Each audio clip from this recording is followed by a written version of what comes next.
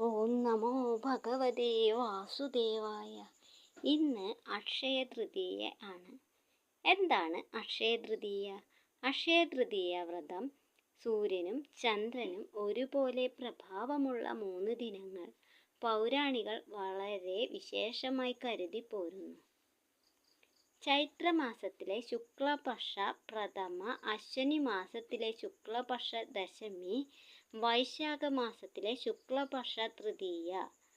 സൂര്യനും ചന്ദ്രനും ഒരുപോലെ പ്രഭാവമുള്ള ദിവസമായതിനാൽ ഈ ദിനങ്ങൾ ശുഭകർമ്മങ്ങൾക്ക് ഉത്തമമാണെന്ന് വിശ്വസിക്കുന്നു. വൈശാഖ മാസം വേദങ്ങളിൽ മാധവമാസം എന്നാണ് അറിയപ്പെടുന്നത്. പുഷ്പങ്ങളും ഫലങ്ങളുമെല്ലാം നിറഞ്ഞിരിക്കുന്ന വസന്തം ഋതുവിലെ വൈശാഖ മാസം വെളുത്ത പക്ഷത്തിലെ തൃതീയയാണ് അക്ഷയ തൃതീയ. മഹാവിഷ്ണുവിന്റെ അവതാരമെന്ന് വിശ്വസിച്ചു വരുന്ന പരശുരാമൻ ജനിച്ചതും ഈ ദിനത്തിലാണ്. ആയതിനാൽ ഈ ദിനം പരശുരാമ ജയന്തിയായും ആചരിച്ചു വരുന്നു. പൗരാണികരുടെ വിശ്വാസപ്രകാരം ഗംഗ സ്വർഗത്തിൽ നിന്നും ഭൂമിയിലേക്ക് ഇറങ്ങി വരുന്നത് ഈ ദിനത്തിലാണെന്ന് പറയുന്നു. ഭഗവാൻ വേദവ്യാസൻ മഹാഭാരതം എഴുതി തുടങ്ങിയതും ഇതേ നാളിലത്രേ. പഞ്ചപാണ്ഡവർക്ക് അക്ഷയപാത്രം ലഭിച്ചതും അക്ഷയ തൃതീയ നാളിലാന്ന് പറയുന്നു. ഉത്തരേന്ത്യയിൽ പല ഭാഗത്തും അക്കാതീജ് എന്ന പേരിൽ ഈ ദിനം ആഘോഷിക്കുന്നു.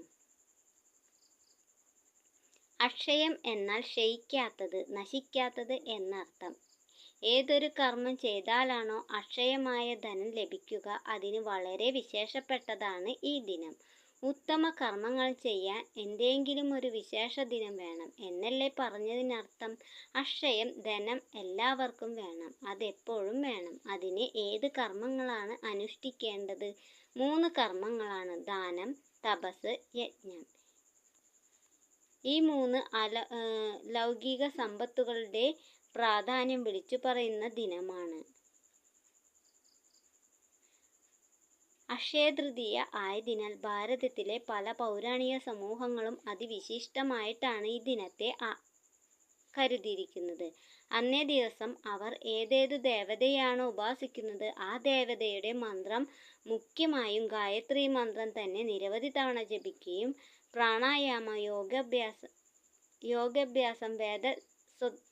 വേദസ്വാധ്യായം എന്നിവ ഏറെ ഭക്തിയോടെയും ശ്രദ്ധയോടെയും അനുഷ്ഠിക്കും. നിത്യേനയുള്ള അഗ്നിഹോത്രത്തിന് പുറമെ വിശേഷ മന്ത്രങ്ങൾ ഓതിക്കൊണ്ട് യജ്ഞങ്ങൾ ചെയ്യും. എല്ലാറ്റിനും പുറമെ യോഗ്യമായ പാത്രത്തിൽ വൈദിക വിധി അനുസരിച്ച് യുക്തമായ ദാനം നൽകും. ഈ ലോകത്തും പരലോകത്തും ഒരുപോലെ ഐശ്വര്യം നൽകുന്നു.